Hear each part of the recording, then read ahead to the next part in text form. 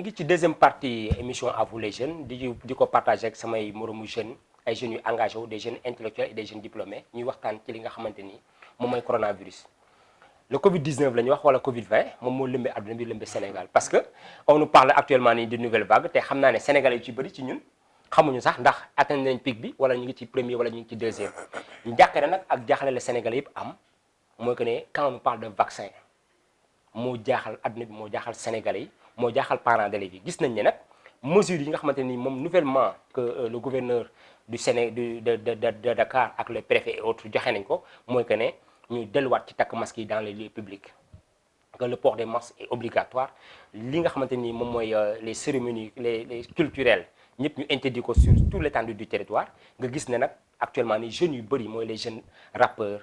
xam nga les jeunes artistes les jeunes acteurs aussi ñu bëri ñu génn di ko ñaawlu di ñaxtu dem nañ sax ba nga xamante ni li nga xamante ni moom mooy jàngu bi génn nañ di ci wax ne ñoom avec ou sans autorisation ñoom dinañ def seen fête mooy les fêtes de Noël parce que depuis année passée ba léegi nii feetuñ ko ren nag jaadu na asta que su màggal amee gàmmu am ñoom ñu revendiquer ne ñoom kat ren dañuy def li nga xamante ni moom mooy seen fête de Noël Moussa ban jàngat nga am ci loolu. waaw man de jàngat ñi ma si am moom bëri na bëriwul c'est-à-dire lii lépp dafay wane ni ñun pareeguñu.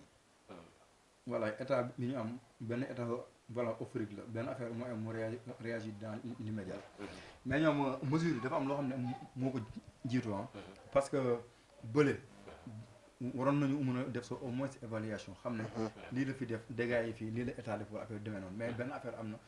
jugaat na Europe war na jugaat Sénégal forcément loolu leen drôle voilà am na fële rek war na fee am. kon na nga jàpp ne on a une gouvernement boo xamante ne suiveur la comme que France confiné nañ dem nañ ci couvre-feu kon Sénégal ci loolu la jëm. y a pas de lézard looloo fi am voilà on a un état suiveur comme France dafa war am forcément la fois passée voilà au moins jëloon nañu temps décréter couvre-feu xaw ko xool mais cette fois-ci ñi ngi ñëw te ñoom dañu fàtte ne le président Macky Sall moo fi newoon voilà il faut essayer de vivre avec. donc xoolal li laay war a soli président Macky Sall bàyyi ñu vivre avec ku mu yóbbu ñu xam ne yàlla moo la yóbbu voilà état li mu war a def mooy accompagner gars yi parce que léegi boo xoolee mi ngi tëb ne mi ngi arrêté tel est-ce que sóor na nit ñi est-ce que préparé na ko. mais nag Moussa il faut que mu jël ay mesures parce que quand on parle de 100 ay 34 wala 46 cas communautaires. état bi nag ba muy am benn cas communautaire la ñu confiné woon dëkk bi yëpp mais duñu bàyyi nag ba am ay 100 ay cas communautaires ñu bàyyi dëkk bi noonu. bu ñu naxante. c'est-à-dire état bi lépp lu mu wax tey moom moo koy njëkk a salpaañe barki démb ak nii la président Macky Sall fête anniversaire am. voilà il a invité anniversaire am mais ci biir këram la ko defee nag nañu wax dëgg la Moussa. il y avait combien de personnes plus de 100 personnes yu mu invité. plus de 100 personnes. ñooñu jël seen i matuwaay. gérer cérémonie mu nice am na loo xam ne sax dafa sax niceul day mel ni Sénégalais amuñu xel amuñu xam-xam ñi mu invité woon ñooñu am xam-xam pour man loolu insulte la. sawaay bu ñu yëpp man je suis musulman mais chrétiens yi daaw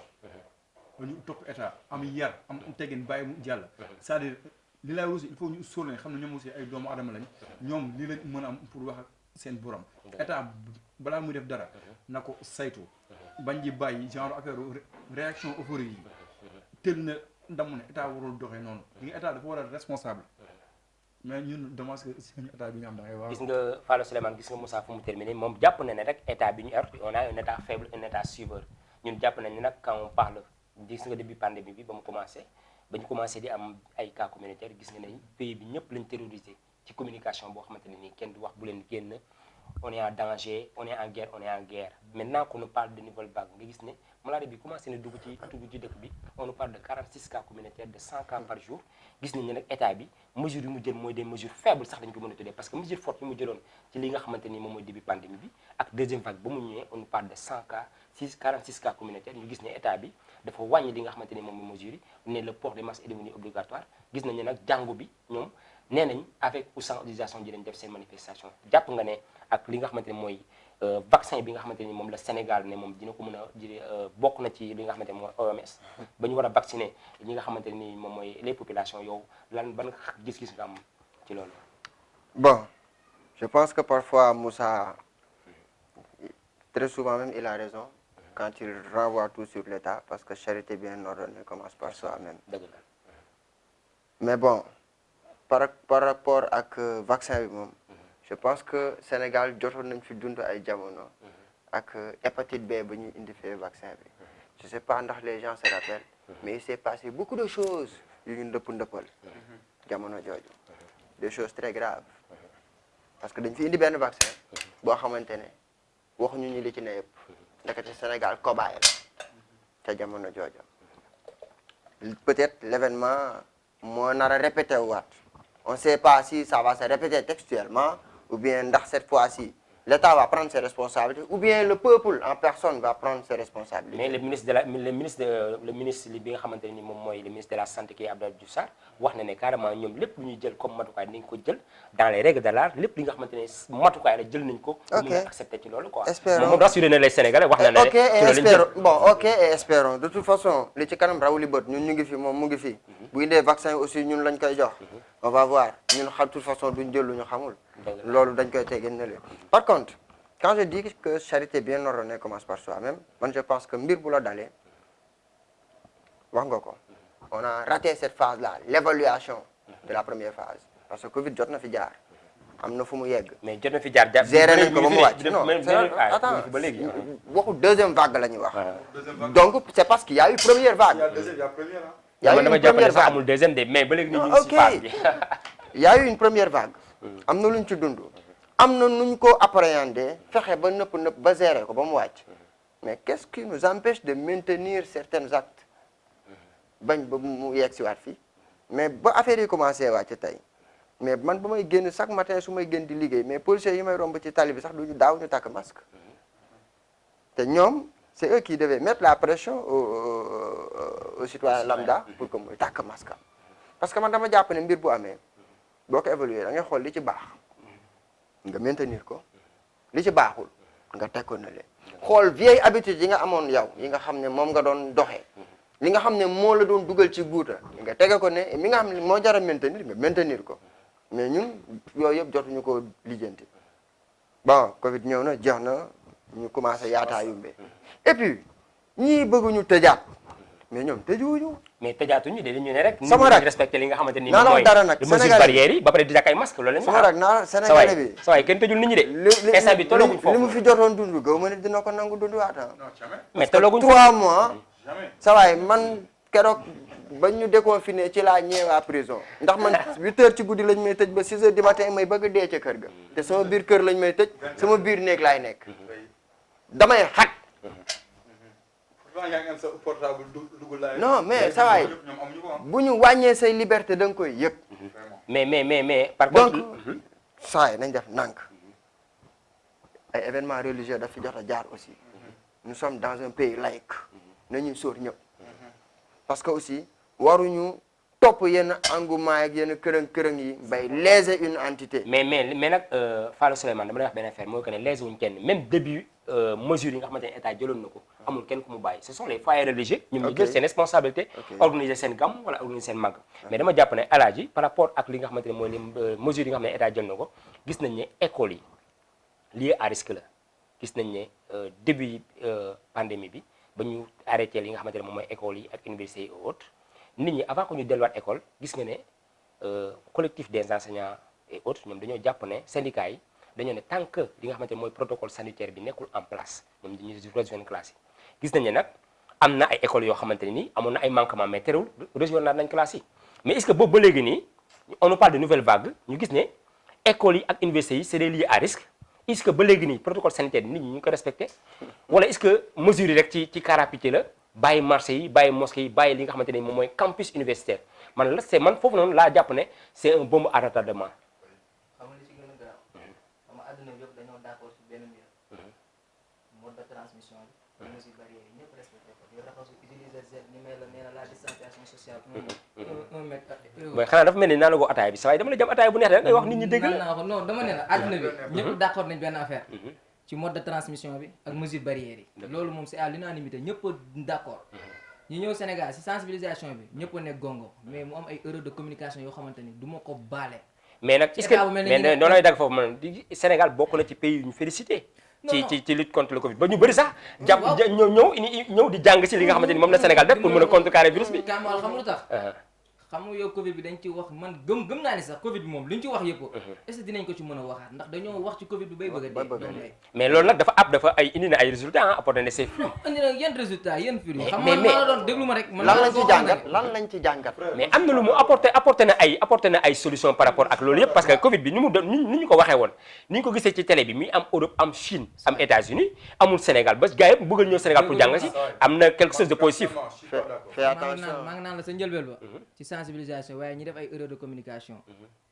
tipo moo ngi doon wax benn affaire bu am solo lu ñu ne lan lañ olof yaay nee na béy lu mu doon xaw ma am na mu ko doon waxee quoi dundee ba sax mën na ko sa waaye ñun mënoo ñu ñëw nga ñuy tëj ñuy dund ay situation yu métti yi critique yow nga déconfiné ñu alhamdulilah ok mais maanaam nga dur ci mesure yi nga jëloon quoi bul bàyyi mais ñun suñu état bu ñëwee mu am relâchement nice mais dafa doon commencé di impacter suñu économie parce que gis nga ne Sénégal ñu ci bëri ci secteur informel bi la ñuy dund. mais loolu c'est mondial. waaw mais loolu mënul woon continuer à l'anéantissement mais gisoon nga ne ñëpp a déconfiné woon waaw ñëpp a yëgandoo waay ah continuer loolu ñëpp a ko yëgandoo loolu moom du werante mais gis nga sa waay da nga ne école ak affaire demee noonu mais bul fàttaliku ne ñun dañoo am benn cas xawma ñaari cas ñu commencé naan ay corona bee ngi ci biir réew mi affaire demee noonu 5 6 cas ñu tëj asamaan ak suuf waaw pourquoi pas yow immigration clandestine bi ñëw am ay 2000 et quelques morts tëju ñu dara naan danañ ci jëlee rek gis nga boo defee corrélation boobu rek yóbbu fay indi fële rek da nga naan ñun suñu état bi wax dëgg neex yàlla moom c'est un état suiveur parce que yow waay ju baax toi tubaab comme j'ai tant l'habitude de le dire bu nee rap rek rap non mooy tubaab rek ñi nga xamante ne mu ngi jàpp ne non mais dëgg la France moom mooy guidé li nga xamante moom mooy le Sénégal jàpp na ne lu France mais non France actuellement nii ils sont confinés mais Sénégal ba léegi nii non ñoom instant dañ ne sa confinement bi léegi couvre-feu lañu indi de 20h à 8h du matin loolu lañu fi indi te ñu Sénégal xam naa ñu fa la ñu bëgg yëpp mais billahi population bi di ko na xamul tax lu ñu dundoon duñ ko nangu dunduwaat mënatul ne léegi xam na ngay def masla peut-être ngi doon wax policier duñ takk masque yi léegi gars yi dañuy jublu ba dox gis policier nii ne la jëxëran doo ko takk masque bi da nga ma ñeme ne sa waay yow taxawal masque kaay ñëwal tiri taw te pare yow ñu ne kii nu mu tudd sax ministre Macky Sall boobu noonu waaye Moustapha Diakhaté ñu jàpp ko mu ne sénégalais bu leen fay contravention 3000 francs bañ leen te man je suis parfaitement d'accord man ku ma jàpp tiri taw du ma ko fay. pourquoi mais nañu jox Fallou Souleymane nga jox say dernier mot avant que ñuy jeexal émission bi di wane ne ci élage mi ngi terminé ci contravention yi. est-ce que sénégalais bi nga xamante ne pour mu am 100 francs sax pour jënd masque problème la boo koy bindal contravention 3000 francs est-ce que loolu noonu c'est sérieux. bon xam nga loolu c'est pas sérieux mënul sérieux sax nag parce que dafa mel ne nga fekk benn gumba guy yelwaan mérito sarax nga bëgg ko digal sarax nan la koy génne ki toog di yelwaan nga ñëw bëgg ko digal sarax du ko génne tu perds du temps doo ko génnee alors yooyu nag ay caaxaan la gars yi nañ jël seen responsable autre chose man li ma gën a ñor mooy vos histoires de vaccin là il paraît que dans notre assemblée nationale il y a eu beaucoup de cas mais buñ ñëwee nañ ko testé foofu c'est des députés du peuple buñ indee vaccin bi nañ ko testé ci ñooñu après c'est eux qui représentent le peuple non nañ ko fa testé buñ jógee après ils viendront sur le peuple sa waay jàpp ne ne vaccin yi su nekkee ne ñëw na Sénégal nañ ko vacciné li nga xamante ni moom mooy nos autorités mooy l'Assemblée nationale d'abord nañ fa commencé avant que ñu ñëw ci askan bi waaw parce que ñoom ñooy la voix du peuple nee nañu donc fi la ñu xoolee sa waay man affaire vaccin yi li ma si wax dafa xaw a important quoi c'est-à-dire man je parle de l'arnaque du siècle. Quelle arnaque. de l'arnaque du siècle. ban arnaque. soi-disant virus et vaccin yi. kon gis yu jàppoo ne coronavirus moom kenn mënut a werante ne am na. dafa am coronavirus bi am na mais moom. nu mu amee. Sida depuis combien d'années mi ngi fi. mais ñaari maladies yi bokkul de on parle de Covid 19 ak. maladie la mais bokkul. Sida. mode de transmission yi sax bokkul. combien d'années mi ngi fi. non man je te parle du vaccin. waaye sa waay foo gis antivirus. virus moo jiitu antivirus. dëgg la. virus moo jiitu antivirus. man loolu lay wax. Sida mi ngi fi depuis. est-ce que duñ créer antivirus ba pare doo créer virus. non quasi impossible. yëkkatil ma micro bi. quasi impossible dafa mel ni yow sa waay sama ataay ba xanaa fa neexoon. sa waay quasi impossible yëkkatil micro bi dañu dégg la. l'antivirus yaa ngi koy créer à partir du virus. loolu soxlawul njàng mu. suite logique la ñëpp xam nañ ko antivirus. yaa ngi koy créer à partir du virus. suite logique la donc ñoom tey 12 mois ñu bëgg a def course. tous les grands labos tous les grands kii ñu ngi fi. voilà kii Azteca ñi ngi def jàppal bàyyi tel américain yi russe yi di njëkkante. bàyyi c'est du business c'est de l'arnaque. les gars ils nous arnaquent ñoom waxuñu ñu lépp lu si am ba léegi départ bi fan la ñu waxoon Chine est-ce que actuellement nii yaa ngi dégg ñu wax Chine Donald Trump attaqué Chine les Chinois sont défendus est-ce que dégg nga ñu waxati benn yoon corona wax Chine. amatul donc gars yi nañu yeewu te et puis li petit wax dafa am importance vaccin yaa ngi ñëw nee na ñun ñoo ko moom ñun am ñu ay njiit nañ ko tàmbalee si le président Macky Sall voilà et son gouvernement et aussi les députés du peuple ñoom ñu gérer suñuy deniers publics loolu laa doon wax maa ngi gërëm ñëpp maa ngi leen siyaar di leen bëggee di leen jox rendez-vous si beneen kii quoi. alors gis nga Moussa fu mu terminé nee na moom comme li Falla Souleymane fu mu jeexalee moom foofu la jeexalee moo ko ne ñoom ñëpp d'accord nañ ci ne virus bi am na existé na mais su nekkee ne am na li nga xamante ne mooy vaccin dañ ko commencé ci ñi nga xamante ne mooy suñu njiitu réew yi man moom dama jàpp ne état bi mesure yu mu war a jël est-ce que jàpp nga ne suite logique la est-ce que xalaatoo ne suñu jógee ci lii ci couvre-feu la ñuy delluwaat parce que boobu ba léegi nii gis nga ne taux bi mi ngi gën di yokk boobu ba léegi nii. en tout cas man dama gëm benn affaire quoi franchement gëw ma ni gars yi danañ delluwaat ci couvre-feu peut-être nag mën nañu indil yeneen méthode wala ñu gën a mettil affaire yi autre chose mais gëw ma dinañ duggaat ci couvre-feu ndax lu ñu jot a dund la quoi bu demee ba jeunesse bi population bi moo jóg ne c'est trop assez xam nga ñëw jóg aalu commencé fii ak fii point yi nekk gars yi commencé aalu tàngal c'est parce que dañoo sonn dañoo yuuxu mais comme ni nga waxee ci vaccin bi man vaccin bi xam nga gëw ma ko man mi wax dëgg neex yàlla kenn du ma ñàkk comme ni nga koy waxee ñàkk du ma vacciné mais tey jii su ñu la woon soo ñàkkul du ma dem kaw doo génn réew mi problème ma toog fii dana dox incha allah sooy dëgg la yàlla waxu kenn dara mais ma wax la beneen mbir les médecins sont en contradictoire médecins si boppam gëmuñu vaccin bi la fois dernière à la Sen TV dama gis benn médecin bu ñu invité woon muy wax ci vaccin mais kii loolu lay wax danaan la kii moo ngi lay wax ni man vaccin boobu gëmuma ko c'est pas pour te couper kenn du ma ñàkk xalaatuma ko loo ko may Raoul au début le docteur Raoul ya lan la koy yeneen scientifique yi doon reproché il lui disait chloroquine baax na mais dafa yomb dafa yomb ce qui veut dire que ñoom dañuy xool lu gën a cher un peu mais non mais donc li nga ko waxee mais c'est ça mais chloroquine bi baax na mais rawul ak am na ay médecins yoo xamante ne c'est des médecins c'est des agents assermentés yoo xamante ne d'accord ci chloroquine bi am na ñu faj am na ñu fajul. nangu nañ ko tey mais si science xoolal science sax moo demee noonu gis nga science dafa demee noonu science xam n'est nga ñun à jamais l'époque exact. dañu doon wax ni ñetti race moo am race noire blanche ak jaune mais scientifique dañoo ñëw nee na benn race moo am muy la race humaine point léegi science la bu ñëwee yow chloroquine testé naa ko ci petit mu jàll nice amul effet mais si yow mën na may effet secondaire dëgg la kii mën na ne kon man kii du ma use chloroquine bàyyi ma xool leneen du ma koy ñambaaseeg affaire demee noonu so ñun garab pays bi da faj na corona mais ñoo bañ dañuy bëgg a jéggaani wëri leneen waa tubaab na tant que yaa ngi dem di ko jéggi sa waay fii lay jàpp di la diri doo ci mën dara loolu dafa leer quoi. kon ñu ngi terminer suñu émission di jaajëfal ñi nga xamante ne ñoom lañ partagé le plateau bi ak équipe technique bi nga xamante ni depuis ce matin ñi ngi cadré ñi ngi defar pour mu gën a baax di leen jaajëfal ñuy seetaan di leen jox di daje ci beneen numéro à vous les jeunes maa ngi leen di jaajëfal bu baax jërë ngeen jëf.